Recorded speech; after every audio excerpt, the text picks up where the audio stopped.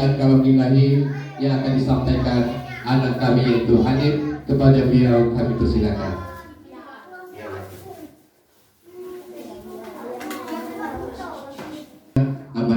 Kepada Amanda kami persilakan maju depan.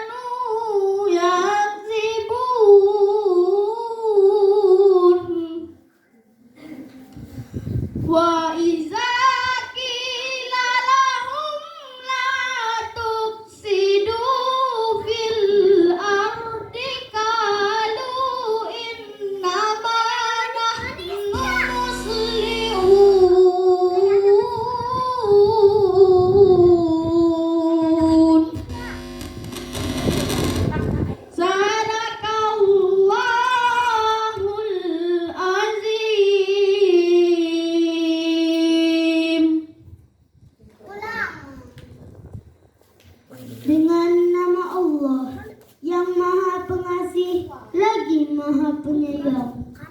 Alif Lam Mim. Kitab Al-Quran ini tidak ada keraguan padanya.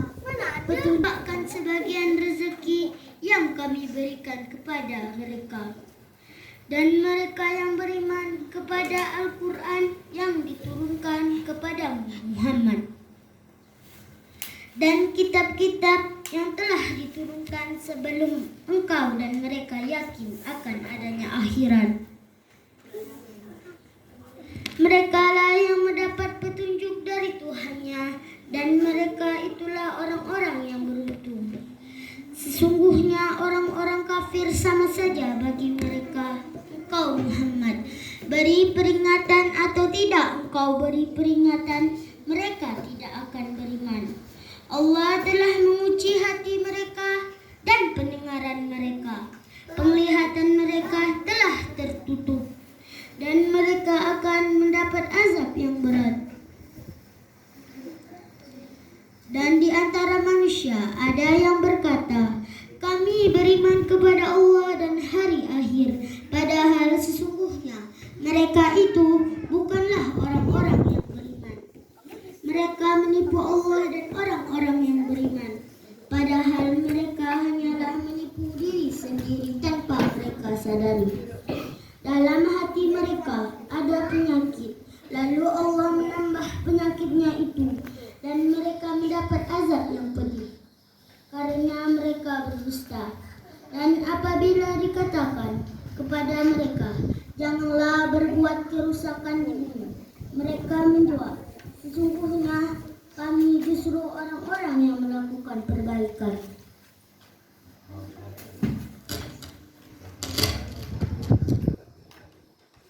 Maha dengan Allah dengan segala firman-Nya. Assalamualaikum warahmatullahi wabarakatuh.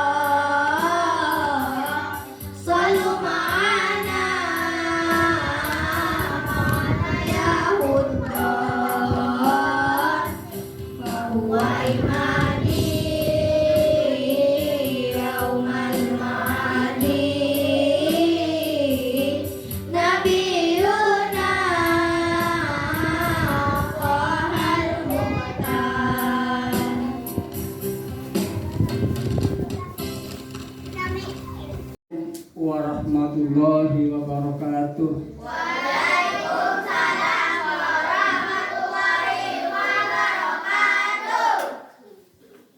Yang saya hormati Bapak Ibu Guru,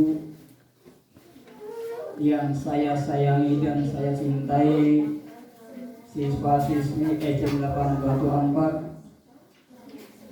Pertama-tama marilah kita ucapkan puji syukur kehadirat Allah Subhanahu wa taala yang telah melimpahkan nikmat dan karunia-Nya kepada kita semuanya, sehingga kita pada pagi hari ini kita masih dapat berkumpul bersama dalam acara memperingati Maulid Nabi besar Muhammad SAW. Maka sepantasnya lah ucapan yang pertama adalah puji syukur kepada Allah Subhanahu wa taala, yang tentunya dengan nikmat yang telah diberikan kepada kita, terutama nikmat panjang umur, nikmat sehat, yang harus kita benar-benar untuk disyukurinya. Sholawat serta salam semoga tetap berlimpah curahkan ke junjungan Nabi besar Muhammad SAW, keluarganya, sahabatnya, hingga kepada umatnya yang setia selalu menjalankan perintah-perintahnya. Bapak Ibu Guru dan siswa-siswi sekalian, pada hari ini mengapa kita mengadakan peringatan Maulid Nabi besar Muhammad SAW? Yang pertama, bahwa kita meyakini bahwa satu-satunya Nabi yang diutus oleh Allah yang dapat membawakan syafaat kelak di hari kiamat adalah Nabi Muhammad. Oleh karenanya sangat baik dan bagus jika setiap tahun, setiap kelahiran Nabi Muhammad selalu diperingatinya. Mudah-mudahan dengan diperingatannya ini kita nanti akan dicatat oleh Allah Subhanahu wa taala sebagai umatnya yang setia menjalankan sunnahnya dan selalu mengagungkan nabinya. Maka kepada yang hadir, terutama kami ucapkan terima kasih. Kepada yang tidak hadir, baik Bapak Guru ataupun anak-anak sekalian, mudah-mudahan bagi mereka yang sedang berada di luar, sedang urusan, semuanya dimudahkan urusannya. Apabila dia sedang sakit, mudah-mudahan disembuhkan dari segala penyakitnya. Anak-anakku sekalian yang saya cintai, tadi di awal telah disampaikan bahwa ada bacaan Al-Quran. Mengapa Al-Quran sebagai dasar kitab suci orang Islam, dan apa manfaatnya buat kita semuanya? Al-Quran itu nantinya adalah salah satu yang diharapkan oleh kita untuk menolong di hari di mana mulai dari alam kubur sampai ke di padang mahsyar. Al-Quran itu nanti akan menjelma berubah wujud.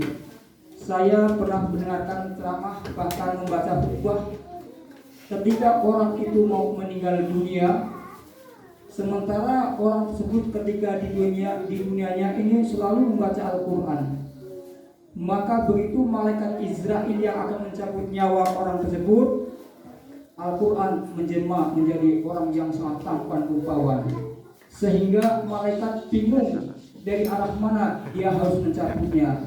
Dan Al-Quran tadi yang menjelma selalu melindungi jasad yang akan dicabut nyawanya. Maka alangkah beruntungnya anak-anak sekalian dan kita semuanya yang tiap harinya kita selalu akan membaca Al-Quran, dan itu nanti akan jadi teman setia kita di akhirat dan dari alam kubur. Dan alangkah ruginya yang tidak mau memanfaatkan bacaan-bacaan Al-Quran ketika dia masih hidup di dunia. Yang selanjutnya saya berharap kepada anak-anak sekalian, ini kayaknya adalah yang pertama kali kita adakan di musola. Mudah-mudahan kedepannya ini akan menjadi kebiasaan yang bisa dilanjutkan. Nanti Maulid Nabi besar Muhammad SAW yang melakukan sholawat nanti udah jadi nenek-nenek. Dia punya cucu. Nenek Fatina dulu waktu SD pernah adakan Maulid Nabi di musola. Nenek Fatina 50 tahun yang akan datang.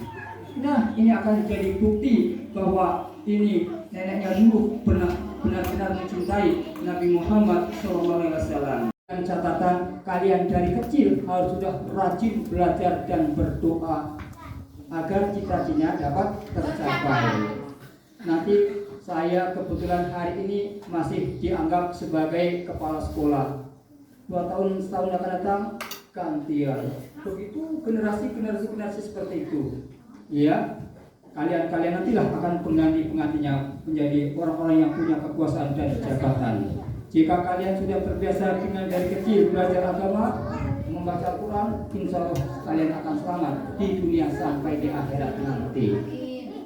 Terus selanjutnya, saya lihat kalian ini pada bawa makanan. Alhamdulillah, kita masih menikmati makanan dengan rasa nikmatnya. Kemarin pada waktu saya terapi di tempat Bari, ada anak sekitar umur 9 tahun, anaknya bisu, anaknya kelainan cacat, terkapar baring-baring di situ. Saya lihat kasihan sekali. Sudah berobat puluhan tahun belum sembuh. Maka alangkah senangnya dan bahagianya jika kita ini diberi kesehatan. Maka kesehatan itu tolong gunakan dengan sebaik-baiknya. Jangan kesehatan ini digunakan untuk nakal kepada kawannya, apalagi untuk nempeleng, nendang dan sebagainya. Tidak usah. Kita tahu kita memang punya orang tua, tapi ada yang lebih punya daripada kita, yaitu Allah Subhanahu wa Ta'ala. Kalau kita nakal kepada kawannya dinakali, ini nanti Allah tidak ridho, tidak ikhlas, yang nakal bisa jadi kena azabnya. Mau? Jadi tolong jangan nakal kepada kawan-kawannya. Jadilah orang yang baik-baik dan rukun kepada kawan-kawannya. Kalau kita rukun dan banyak kawan, rezeki akan ada di mana-mana. Contoh misalnya, Aufar namanya ya, Hanif. Yang ini Aufar. Karena Hanif dan Aufar ini rukun, tidak pernah kelain. Sudah itu sampai di Batombar, dia beli makanan, tidak diajak makan. Kenapa? Karena permusuhan. Rugi enggak? Tidak, sangat rugi. Malah mungkin kalau sakit dia dibiarkan. Anak nakal, untuk apa ditolong? Kan begitu ya. Makanya kita satu sama lain harus saling rukun, saling jaga, saling sama-sama menyayangi. Nah, makanan yang kita bawa ini, saya kemarin mendengar ceramah di Cirucukana, apabila makanan secuil itu yang disedekahkan kepada kawan-kawan yang lain, nanti oleh Allah akan diganti pahala sebesar gunung. Bayangkan, besarnya gunung yang luar biasa. Maka jangan sayang membawa makanan. Makanan yang disedekahkan itu nanti akan berubah menjadi pahala yang sebesar gunung. Itu yang secuil. Kalau yang buat cuil, kalau yang tidak cuil, luar biasa.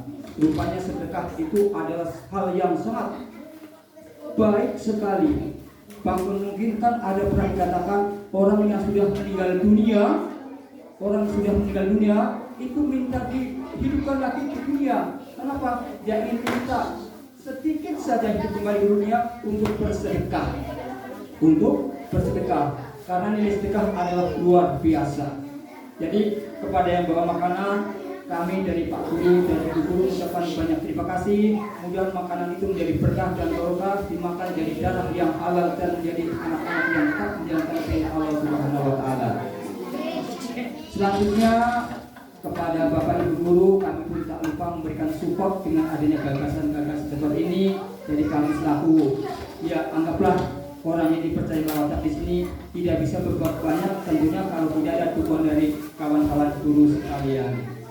Jadi sekali lagi kepada anak-anak sekalian, karena di acaranya akan disuruh Bunda Meni selaku ustazahnya, tolong dengarkan baik-baik. Ya, pasti saya yakin akan ada manfaatnya.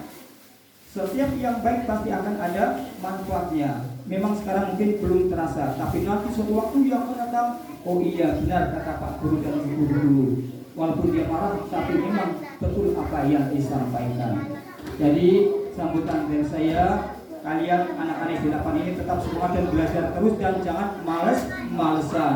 Mau Bapak Ibu sendiri dan anak sekalian, itu yang saya sampaikan. Mudah-mudahan semuanya ini bermanfaat bagi kita semuanya. Assalamualaikum warahmatullahi wabarakatuh.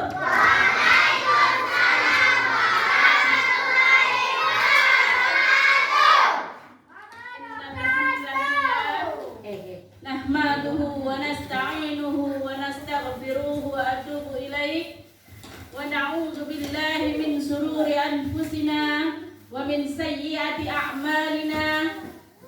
Man yahdihillahu fala mudilla lahu wa man yudlil fala hadiya lahu.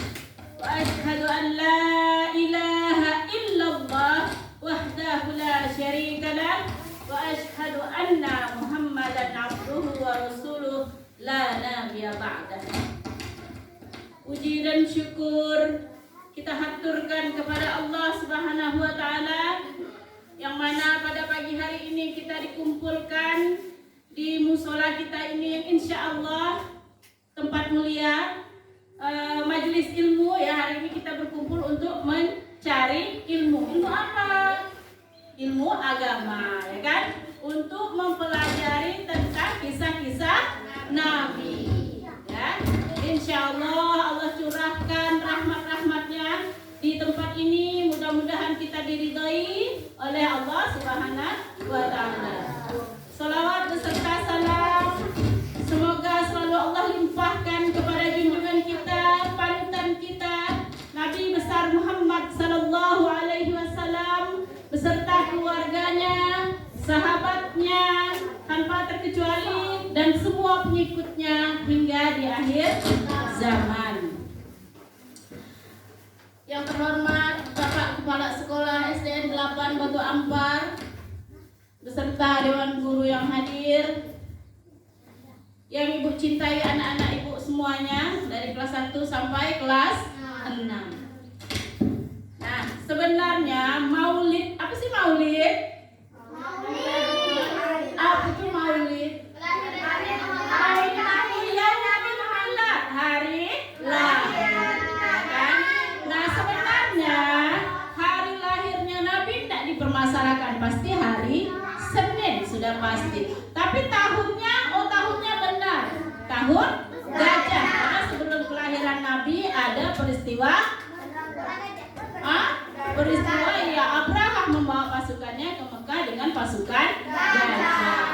Tahunnya tidak diperselisihkan tahun gajah, tapi tanggalnya dan bulannya ada selisih di lama ya. Ada yang bilang Ramadan, karena Nabi itu dapat wahyu di bulan Ramadan. Ada yang bilang tanggal 17 Ramadan turunnya Quran. Ada yang bilang 21 Ramadan turunnya Quran. Tapi oke lah, kalau yang di buku tanggal berapa? 17 Ramadan. Nanti isi ulangannya 17, jangan 21 ya. Tapi sebenarnya ulama juga khilaf. Ada yang bilang 17 Ramadan, ada yang bilang 21. Nah, harinya pasti Senin, tahunnya pasti gajah. Bulannya ada yang bilang Ramadan, ada yang bilang Rabiul Awal. Nah, hari ini bulan ini bulan Rabiul Awal. Tanggalnya tanggal 12. Tanggalnya juga diperselisihkan. Ya. Ada yang hitung katanya Senin itu kenanya tanggal 9. Ada yang bilang kenanya tanggal 8. Ada yang bilang tanggal 12. Tapi oke lah, disepakati tanggal 12 Rabiul Awal. Karena yang di buku begitu ya. Jadi isi ulangannya nanti enggak salah. Tapi sebenarnya diperselisihkan juga antara bulan dan tanggal. Ya, kalau harinya pasti. Tapi kita memperingatinya hari ini Hari ini diperingati sebagai hari Maulid Nabi 12 Rabiul Awal tahun gajah atau tahun 570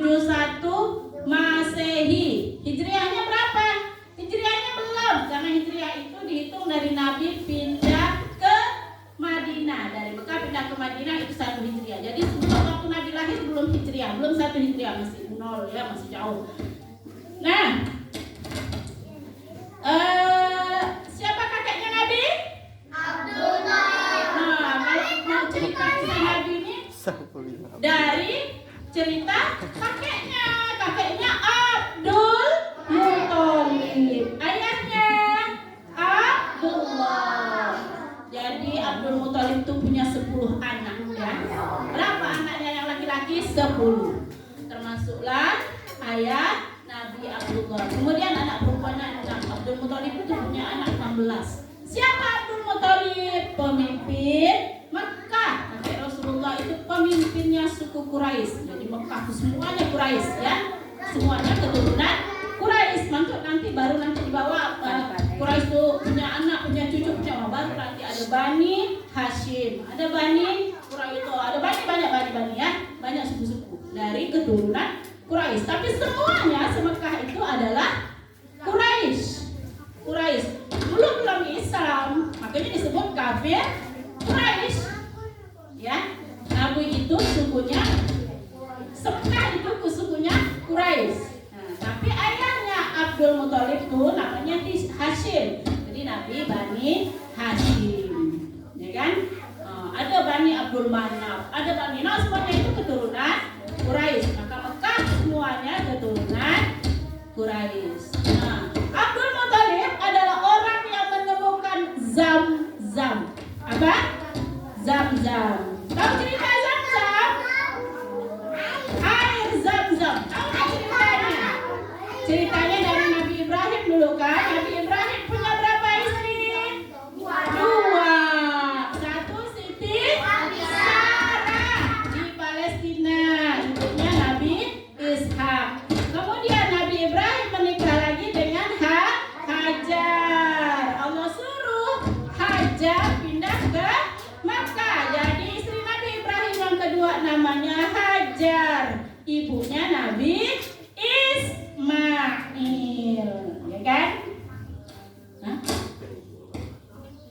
Bapaknya Ibrahim, ibunya Hajar. Itulah Nabi Ismail. Kemudian Nabi tahu ya cerita Zam-Zam ya, ini dengarkan ya ibu cerita Zam-Zam. Jadi hari itu setelah Nabi Ibrahim letakkan istrinya dan Nabi Ismail di Mekah, waktu itu Mekah masih padang tandus, tidak ada orang,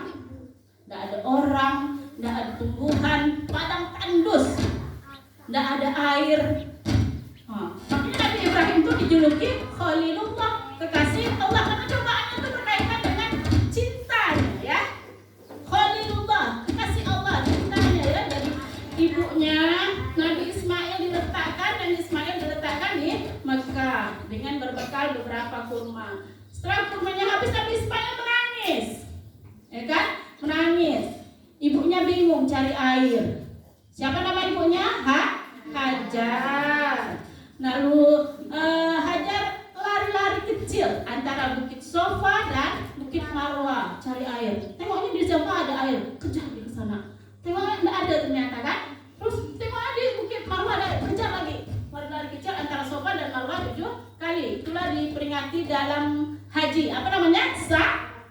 Sa'i, lari-lari kecil antara Sofa dan Marwah. Akhirnya capek kan ibunda Ismail, ibu Hajar. Kemudian Ismail meletakkan kakinya di tanah. Turunlah malaikat Jibril, sayangnya dicucukkan di tanah, keluar air.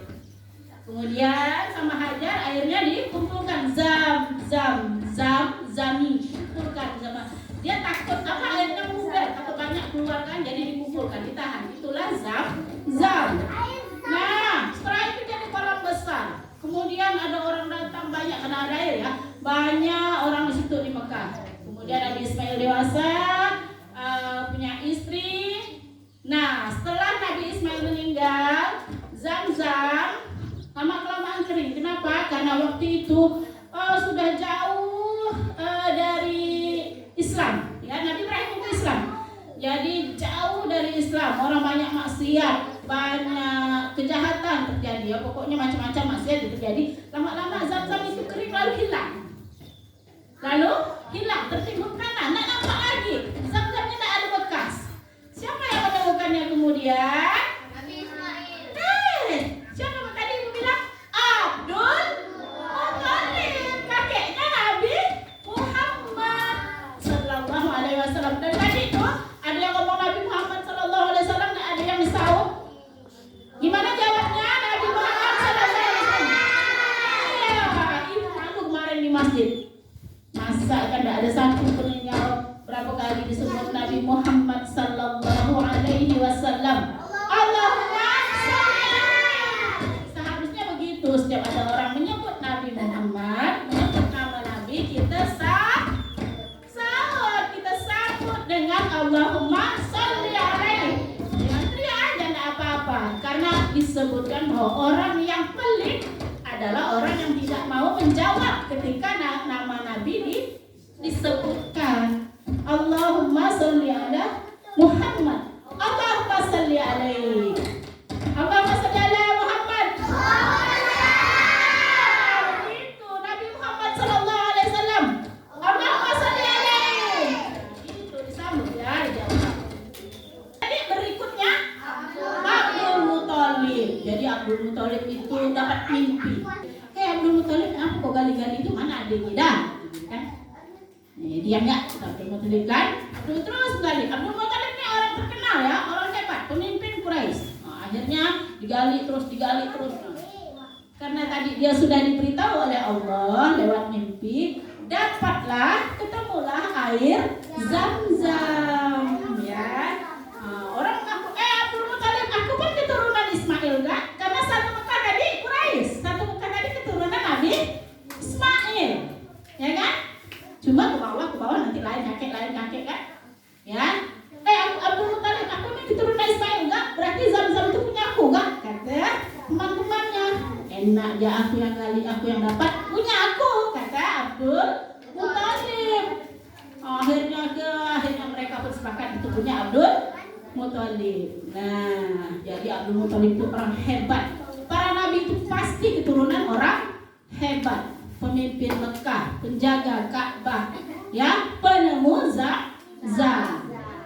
Abdul Muthalib kemudian punya anak 10, termasuklah Abdullah, ayahnya Nabi. Kemudian Abdullah menikah dengan siapa? Aminah, ibu Nabi Aminah binti Wahab. Ya.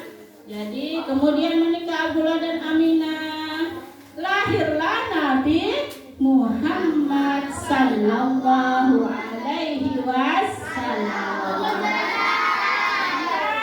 Allahumma sholli alaihi. Ya, betul. Nah, setelah itu baru lahir. Kebiasaannya orang Arab itu kalau anaknya lahir disusukan oleh orang dari pedalaman Arab. Karena Mekah itu ada Ka'bah, ya kan? Ka'bah itu tempatnya orang untuk haji. Jadi ramai orang Mekah, dia ramai orang berdatangan ke Mekah untuk haji. Dari zaman Nabi Ismail ada haji ya, dari zaman Nabi Ibrahim udah ada haji ya, sampai ke zaman sekarang haji tidak hilang. Jadi Mekah itu ramai sekali didatangi orang. Jadi bayi-bayi yang ada di Mekah itu disusukan oleh orang pedalaman supaya dia tidak kena wabah. Karena orang datang dari jauh mungkin bawa wabah kan, bawa penyakit. Jadi bayi-bayi baru lahir disusukan ke orang pedalaman. Di pedalaman juga bahasa Arabnya itu masih fusah, masih fasih. Kalau orang Jawa bilang kalau di kelompok Injilnya ya, atau benar-benar Arabnya ya, tidak tercampur dengan bahasa lain. Nah, itu di pedalaman ya. Makanya Nabi waktu kecil juga disusukan oleh orang pedalaman. Dari siapa? Bani Sa'ad. Nah, kemudian hari itu Nabi sudah lahir. Oh, semua orang bergembira, semua keluarga Nabi bergembira ya. Termasuklah Abu Lahab. Siapa Abu Lahab?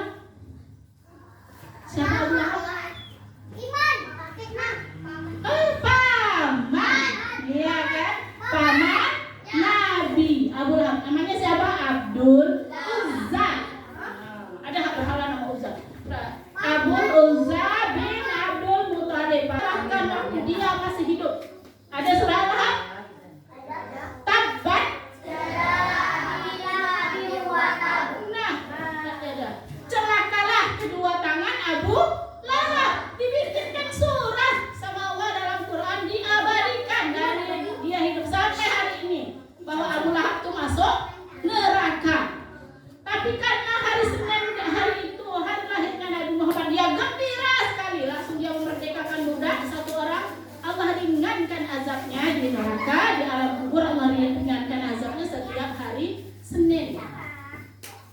Sebenarnya Nabi itu juga memperingati hari lahirnya ya, tapi bukan setiap tahun, bukan ulang tahun, tapi setiap minggu. Nabi itu memperingati hari lahirnya setiap minggu dengan cara apa? Berpuasa. Ya, pernah ada yang tanya sama Nabi, ngapa pula Nabi puasa Senin? Kan? Jadi dijawab sama Nabi, "Zaka yaumu wulidtu fihi wa yaumu bu'istu au unzila alayya fihi." Artinya hari tersebut adalah hari aku dilahirkan, hari aku diutus atau turunkan wahyu untukku. Jadi ngapa pula Nabi puasa Senin? Karena hari itu Nabi dilahirkan, Nabi bersyukur dirinya lahir hari Senin, maka dia mengungkapkan syukurnya dengan berpuasa Senin. Kalau Kamis, kalau ada yang tanya di riwayat lainnya, ada lagi yang tanya ngapa Nabi cuma puasa Senin dan Kamis ya? Nabi ngapa puasa Senin dan Kamis? Jadi dijawab karena pada hari itu amal-amal diangkat, dihadapkan kepada Allah. Jadi aku senang kalau waktu amalku dihadapkan kepada Allah, aku sedang berpuasa. Jadi banyak alasan Senin ya, banyak alasan Kamis untuk berpuasa. Kelen, ngapa Nabi puasa Senin Kelen? Randa. Apa Nabi puasa hari Senin? Oh, kenapa Nabi berpuasa di hari Senin? Karena kelahiran Nabi hari itu. Nabi mendapat wahyu juga hari itu. Kemudian Nabi ingin waktu amalnya dihadapkan kepada Allah, Nabi sedang berpuasa. Nabi senang kalau waktu itu Nabi sedang berpuasa. Ya, jadi Senin dengan Kamis itu siapa malaikat pencatat amal? Rakyat Ali. Setiap Senin dan setiap Kamis dia lapor kepada Allah. Nih catatannya Tori, ini catatannya Kelen. Ada baik, ada buruk. Nah, kalau kita berpuasa maka catatan baik yang menang, ya kan? Bagus ya, ada puasanya, catatan baiknya. Nah, itulah sebabnya kita tadi karena Abu Lahab tadi itu kan gembira, dia dapat keringanan di hari Senin, ya kan, dapat keringanan siksa di hari Senin. Kemudian Nabi juga meluapkan syukurnya dengan berpuasa di hari Senin, maka kita sebagai umatnya juga ikut meluapkan rasa senang ini, ikut meluapkan rasa syukur ini dengan mempelajari, duduk di majelis ilmu untuk mendengarkan kisah-kisah siapa tadi? Kisah Nabi Muhammad sallallahu alaihi wasallam. Allahumma shalli alaihi. Nah, kita kembali lagi. Tadi udah sampai mana? Sampai lahirnya Nabi. Kemudian waktu lahir Nabi itu kan banyaklah orang yang lahir serta Nabi ya. Jadi banyaklah orang-orang dari Taif, namanya Taif ya, di kampung kota sana namanya Taif, dari Bani Sa'ad keluar. Mereka keluar untuk cari bayi yang mau disusukan, cari ke kota ya. Kotanya tadi kan Mekah ya, Nabi itu orang kota, orang Mekah. Kemudian datang ramai-ramai rombongan ibu-ibu yang mau menyusukan anak tuh, cari anak untuk disusukan, dibayar ya, nanti dibayar. Kemudian datanglah dia, wahai ibu dari Bani Sa'ad, ambillah anak ini, susukanlah, kata ibunda Nabi Aminah, ya kan? Ibunda Nabi itu menyusukan Nabi tapi cuma seminggu. Kemudian disusukan lagi Nabi itu oleh Soibah, budaknya Abu Lahab. Abu Lahab dulu masih baik sekali dengan Nabi, sayang dengan Nabi, cinta dengan Nabi, karena satu-satu Bani Hashim, mereka sama-sama Bani Hashim, keponakan. Abdullah itu saudaranya Abu siapa? Al-Lahab, ya, saudaranya dia. Jadi dia sayang dengan Nabi waktu itu ya. Kemudian datanglah ibu-ibu dari Bani Sa'ad, tidak mau dengan Nabi, tidak mau menyusukan Nabi. Kenapa? Karena Nabi yatim. Kalau yatim siapa yang mau bayar? Tidak ya kan? Datang lagi ibu yang lain, Nabi lagi disodorkan, tidak mau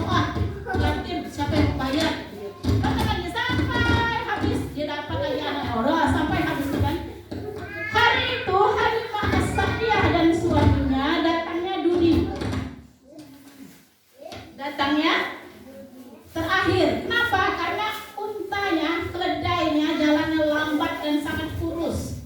Jadi anak-anak di Mekah sudah diambil semua dengan teman-temannya, dibawa pulang ke pedalaman. Tinggallah Halimah Sa'diyah, ya. Jadi dia dan suaminya dan anaknya. Halimah juga punya anak, gitu ya.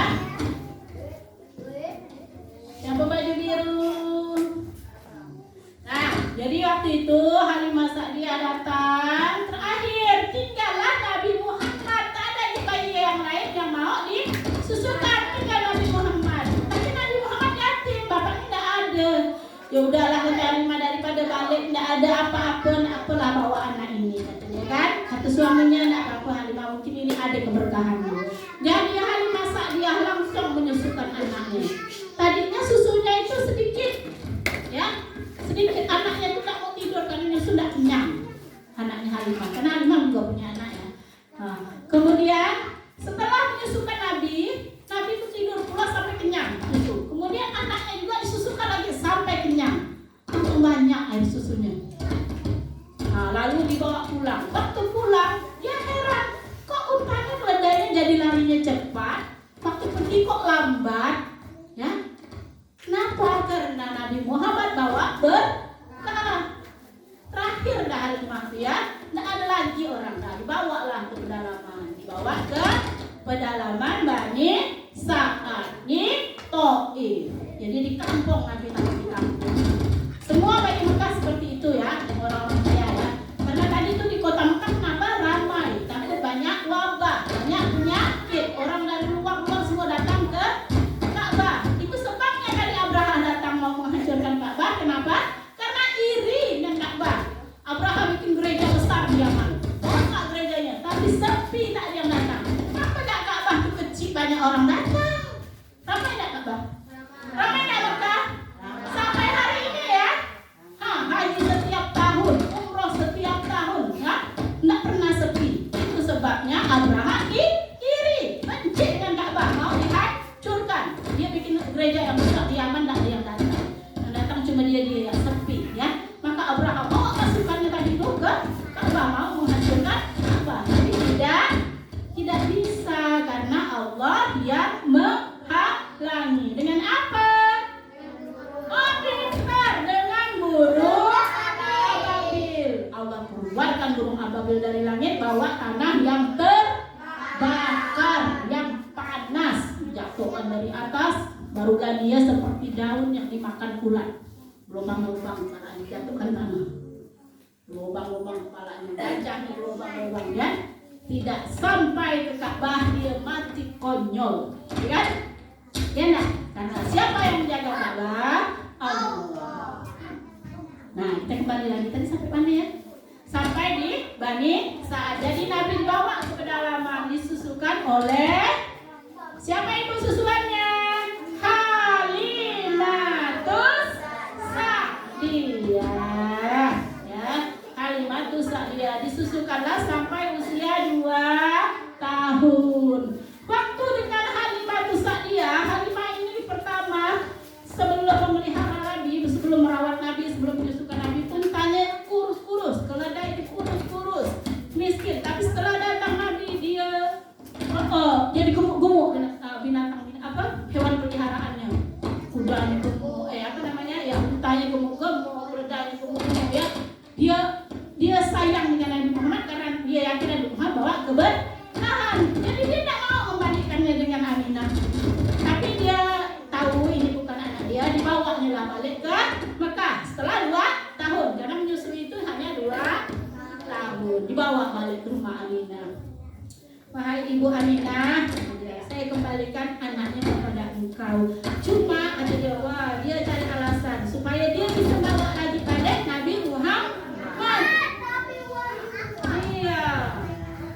Akhirnya dipujuk-pujuklah Ibunda Aminah sama Halimah, ya kan? Paham kan Ibu cerita nih? Nah, dipujuklah Aminah dengan Halimah nih, biar Nabi Muhammad dibawa lagi ke rumah dia. Kan ini kan dibalikkan di Mekah nih, tapi mau dibawa lagi ke rumah dia, ke Bani Sa'ad sana. Jadi dipujuk, akhirnya bolehlah sama Ibunda Aminah. Iyalah, bawa lagi, ya kan? Dan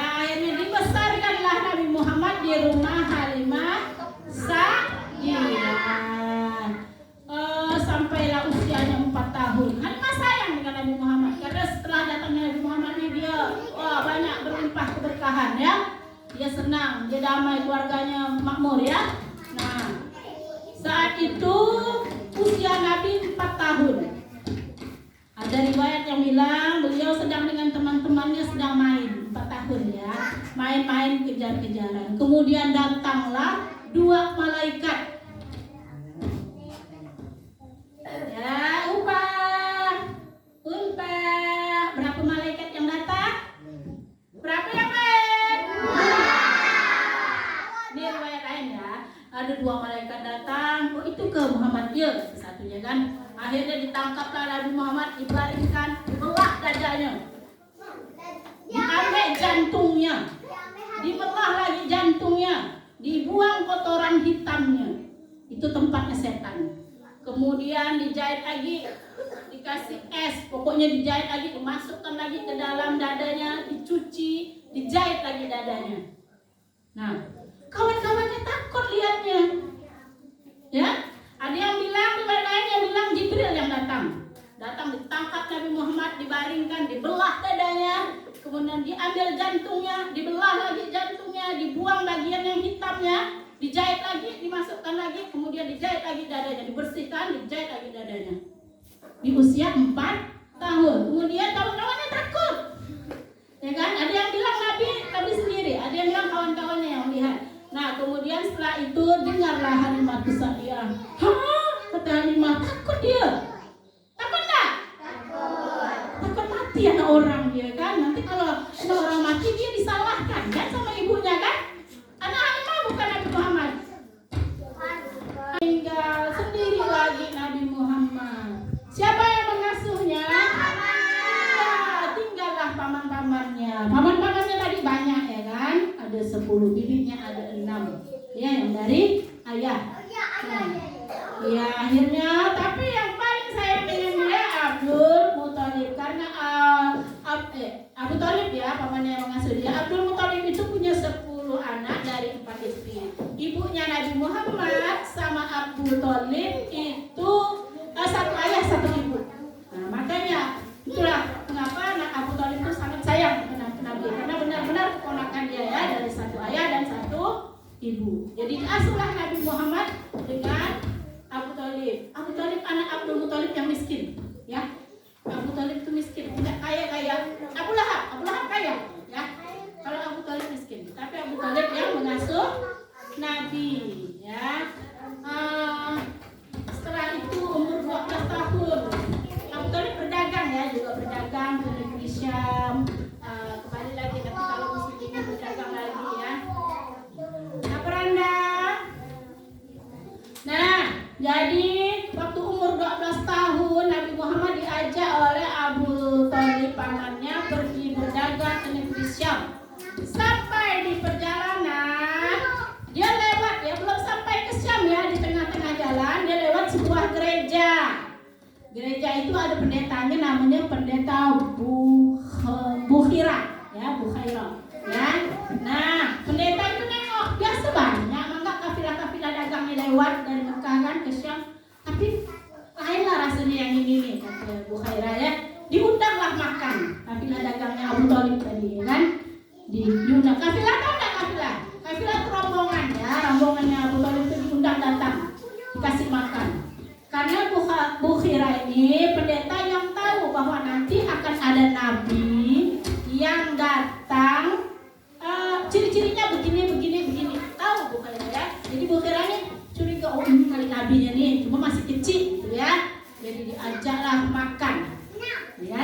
Diajak makan rombongannya Abu Thalib. Yang sana ya, ada Abu Thalib pamannya, Abdul Muthalib kakeknya. Iya. Udah bosan enggak? Udah bosan dengar cerita? Belum. Ya, dengarkan ya. Nah, jadi Abu Thalib beserta rombongan diajak makan oleh siapa? Pendeta? Bukhaira ya. Kemudian makanlah dia. Terus Nabi Muhammad ini diperhatikan sama pendeta tadi itu ya. Oh, ini lagi nabi yang akan datang, nabi yang nanti jadi nabi. Jadi dikasih tahu sama Bukhaira, siapa bapaknya anak ini nih? Saya, kata Abu Thalib kan. Oh bukan, anak ini pasti yatim, kata dia. Tidak mungkin anak ini punya bapak. Oh iya mak, kata Abu Thalib, saya pamannya. Nah, wahai pamannya anak ini, bawa pulang lagi keponakan kau ini. Jangan sampai ke negeri Syam. Karena sebenarnya pendeta-pendeta Nasrani, kemudian rahib-rahib Yahudi itu kenal dengan Nabi Muhammad. Kenal, oh ini Nabi, ini nanti jadi Nabi. Tapi karena Yahudi ini akalnya jahat, dia tidak mau terima kalau yang jadi Nabi itu bukan dari Bani Israel. Ya, kok nabinya orang Arab, dia tak mau terima. Jadi pasti dibunuh sama dia. Jadi kata pendeta Abu Hira, jangan sampai anak ini ke negeri Syam, bawa pulang. Takut nanti dibunuh oleh orang-orang Yahudi dan Nasrani yang jahat di negeri Syam. Akhirnya Abu Thalib berpikir, oh iyalah, dah balik lagi. Jadi tak sampai Nabi ke negeri Syam. Umur 12 tahun. Nabi apa kerjaannya? Menggembala kambing. Jadi semua Nabi itu pasti menggembala kambing. Ya. Jadi gembala kambing itu bagus. Kalau laki-laki itu jadi beternak kambing itu bagus ya. Ya, banyak-banyak kambing. Itu kerjaan Nabi dulu ya. Waktu masih kecil. Setelah ya dewasa ya 20 tahun Nabi mulai berdagang, bawa dagangannya Ibunda Khadijah, calon istrinya Ibunda Khadijah. Ibunda Khadijah itu janda yang kaya raya, cantik jelita, ya. Nah, jadi kaya sekali. Jadi banyak orang datang mau melamar Ibunda Khadijah. Khadijah tidak mau. Khadijah cuma mau berdagang waktu itu ya. Jadi banyak hartanya Khadijah ini dibawa lagi orang. Nanti tidak cocok Khadijah berhenti cari orang. Sampailah ke Nabi Muhammad. Nabi Muhammad bawa dagangannya Khadijah. Tapi Nabi Muhammad dikasih Maisarah, kasih pengawal namanya Maisarah. Ya, untuk mengawankan Nabi Muhammad pergi berdagang ke negeri Syam. Maisarah itu laki-laki ya, bukan perempuan. Maisarah itu laki-laki. Ya, jadi dengan Maisarah Nabi Muhammad pergi ke Syam, bawa dagangannya Ibunda Khadijah. Kemudian untung besar, banyak dapat untung, cepat habis. Nabi Muhammad jujur, kalau barangnya cacat kita tekan cacat, kalau barangnya bagus kita tekan bagus, ya. Jadi dia cepat laku barangnya, kan? Akhirnya balik lama-kelamaan Khadijah pun senang dengan Nabi Muhammad. Nah, kemudian Khadijah melamar kan, suka dengan Nabi Muhammad. Nabi Muhammad pun ngomonglah dengan paman-pamannya, wahai paman, aku suka dengan ini. Paman-pamannya semua setuju. Abu Lahab, waktu itu Abu Lahab masih baik ya. Abu Lahab, Abu Thalib, ada Hamzah, ada Abbas, ya. Kemudian melamar Khadijah, menikah dan punya anak. Banyak anaknya. Berapa anak Nabi? Iya, anak-anak Nabi ada 7 orang, 3 laki-laki, 4 perempuan. Pertama Qasim, Abdullah, Ibrahim, Zaidah, Ruqayyah, Ummi Kalsum, Fatimah. Iya, ada berapa tuh? 7. Yang dari Ibunda Khadijah ada 6. 6 dari Ibunda Khadijah, 1 dari Ibunda Maria Qibtiyah. Qasim anak pertamanya dari dari Ibunda Khadijah. Ya, makanya Nabi itu dulu juga dipanggil Abul Qasim, cuma meninggal sebelum balik. Ya. Jadi anak laki-lakinya 3-3-nya meninggal sebelum balik. Yang dengan Ibunda Khadijah ada 6 orang, kecuali Ibrahim. Ibrahim itu anaknya Ibunda Maria Qibtiyah, dari Qibti, dari Mesir. Ya, kemudian dari menikah di umur 25 tahun dengan Khadijah. Lama-lama masyarakat jahiliyah nih, suku Quraisy makin jahil, makin bodoh. Kenapa bodoh? Karena dia tadi buat patung, dia sembah sendiri. Bodoh enggak? Dia buat sendiri, dia sembah sendiri, dia kasih makan, dia makan seorang. Bisa enggak terima akal? Enggak. Kemudian maksiat merajalela, ya kan? Perzinahan, segala macam mabuk-mabuk biasa, ya. Nah, itu masyarakat jahil. Iya, mabuk-mabuk itu dia biasa. kerjanya mabuk. Tapi setelah masuk Islam dia tak pernah lagi nyentuh khamar, ya kan? Nah, jadi jahiliyah, kenapa disebut masyarakat jahiliyah? Karena memang kebiasaan mereka bodoh, ya, jauh dari kebaikan. Kalau udah mabuk kan hilang akal nggak tahu apa yang dibuatnya, dia nggak tahu. Dia marah-marah, dia bunuh orang, dia ngamuk-ngamuk. Karena masyarakat jahiliyah ini semakin jahil, nah Nabi Muhammad jarang di rumah. Beliau sering berkhalwat, ya, masuk ke gua bawa bekal gitu. Anaknya udah banyak ya, udah 6 tadi kan, udah banyak ya. Kemudian Nabi Muhammad berkhalwat di gua Hira, menyendiri beribadah. Masyarakat jahiliyah itu kenal dengan Allah, ya, kenal sama Allah. Makanya nama bapaknya Nabi Muhammad siapa tadi? Abdullah. Apa artinya? Hamba Allah. Dia kenal dengan Allah. Cuma dia tidak mau cuma nyembah Allah. Dia nyembah juga Lata yang dibuatnya tadi itu. Dia nyembah juga Manna, ya. Banyak patung-patung disembah-sembah. Banyak sekali, ada 300 patung di Mekah dekat Ka'bah dulu tuh, ya. Sampai nanti Fatul Mekah baru dibasmi, baru dibuat, ya. Banyak patung. Nah, Nabi Muhammad tidak mau nyembah patung kan? Tidak benar kata Nabi. Ya kan tidak benar kan? Nabi udah dibersihkan dari jantungnya waktu masih kecil kan? Jadi Nabi bersih, tidak pernah maksiat, tidak pernah minum, tidak pernah ngumpul-ngumpul malam-malam tak berguna, tidak pernah, ya. Nabi hanya menyembah Allah. Sholat belum ada perintah sholat. Tapi mengingat Allah udah ada, ya kan? Nah, jadi Nabi Muhammad pergi berkhalwat di gua Hira, menyendiri beribadah di gua Hira, bawa perbekalan makan, bawa minum. Udah habis bekalnya, beliau turun lagi. Kemudian setelah beberapa lama beliau naik lagi di gua Hira. Sampailah umur beliau 40 tahun. Karena beliau tak suka nengok kebiasaan masyarakat jahiliyah tuh, ya. Mabuk-mabuk, minum-minum, joget-joget pakai celana pendek, ya kan? Nggak malu dia kan? Ya, artisnya tuh suka nggak dengan artis? Benar nggak? Nggak boleh. Apa yang pandang? Pahala? Nggak boleh ya. Biasanya masyarakat jahiliyah dulu itu nyanyi-nyanyi itu pasti kawannya mabuk-mabuk, makanya nggak boleh, ya. Waktu jahiliyah lah, ya, nyanyi-nyanyi itu kawannya mabuk, nyanyi pasti mabuk, ya. Nah, setelah itu umur 40 tahun Nabi Muhammad ada di gua Hira sedang beribadah. Datanglah malaikat Jibril dengan bentuk aslinya.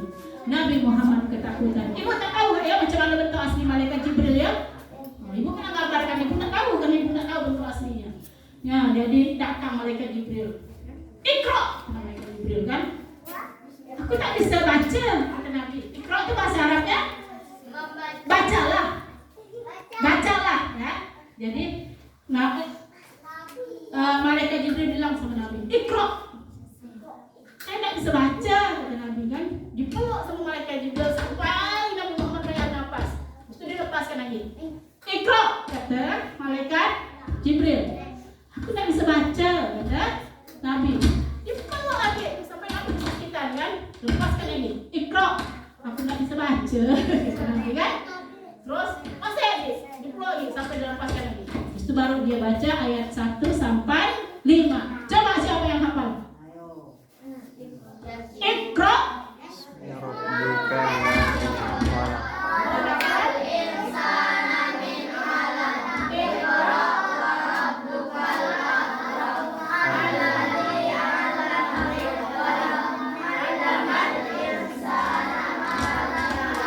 Iya, bagus. Jempol Udin yang paling keras suaranya. Mantap. Nah, jadi selesai kan? Jibril selesai. Nabi ketakutan, takut sekali Nabi, takut kan? Ini kan tak biasa, ya. Kalau tiba-tiba datangnya makhluk nggak tahu jelas kan? Kemudian Nabi turun. Nabi lari sampai ke rumahnya. Zamiluni, kata Nabi ketakutan sampai kedinginan, menggigil Nabi. Zamiluni, selimuti aku, kata Nabi. Datanglah istrinya, ibunda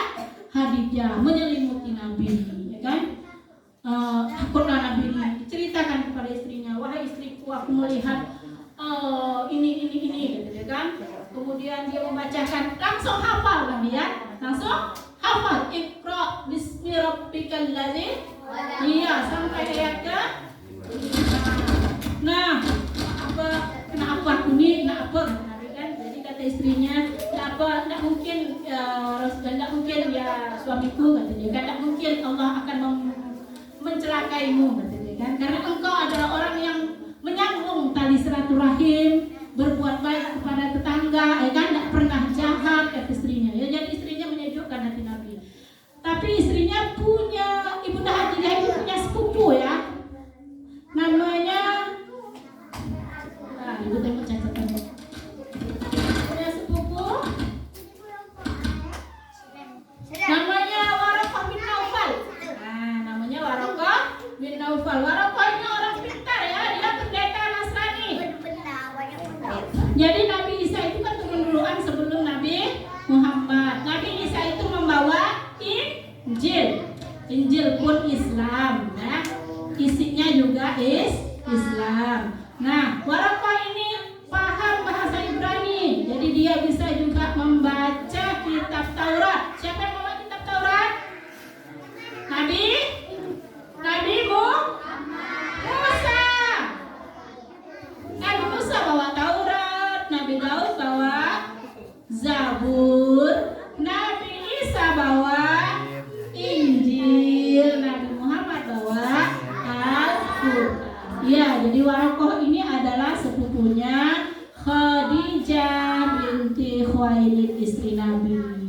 Ya kan? Jadi dibawalah Nabi Muhammad ke tempat Waraqah. Wahai ibu, sampaikan di sini, lain waktu kita sambung, tapi ingat ya, kita meluapkan kebahagiaan kita, rasa syukur kita dengan mendengarkan kisah Nabi Muhammad, dengan duduk di majelis ilmu, niatkan untuk mencari ilmu, niatkan untuk mengenal Nabi Muhammad Sallallahu Alaihi Wasallam, untuk mencintai beliau. Ya. Karena kalau tidak kenal tidak cinta, ya kan? Jadi kita kenal dulu dengan Nabi kita, kemudian kita mencintai dia, barulah nyaman kita mengamalkan sunnahnya, ya. Hati-hati niatnya, jangan coba memperingati ulang tahun. Nabi tidak memperingati ulang tahun, Nabi memperingati hari lahir dengan berpuasa. Niatkan untuk meluapkan rasa syukur sebagai pengikut Nabi, mengungkapkan rasa sayang kepada Nabi dengan duduk di majelis ilmu, mendengarkan kisah Nabi. Mudah-mudahan Allah ridho dengan apa yang kita lakukan. Mudah-mudahan Allah curahkan rahmatnya kepada kita di tempat ini, karena Allah meninggikan derajat orang-orang yang mencari ilmu, yang berilmu. Sekian dari Ibu. Ihdinas siratal mustaqim. Assalamualaikum warahmatullahi wabarakatuh.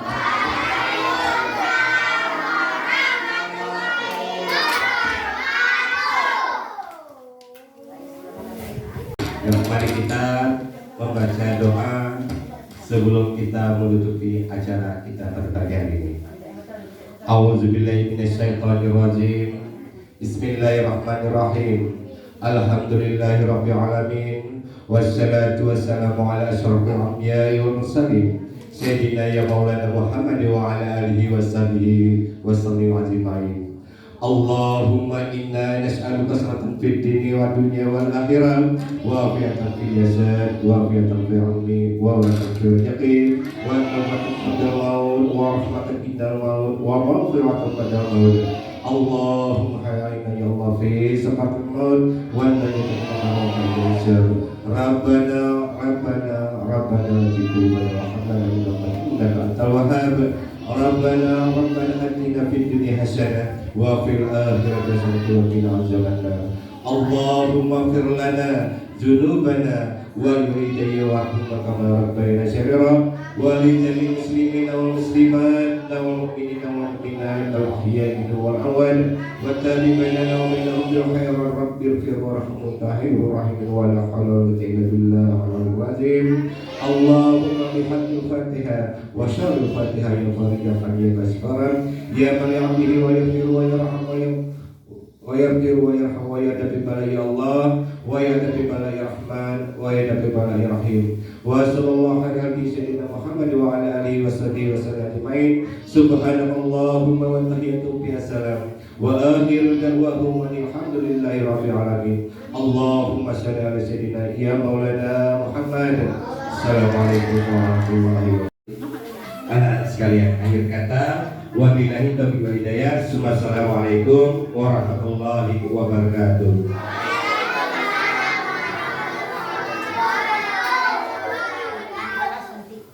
Suhu di kelas ya? Makannya di dalam kelas kan ya. Atas seruan. Yang laki-laki sholat duha dulu.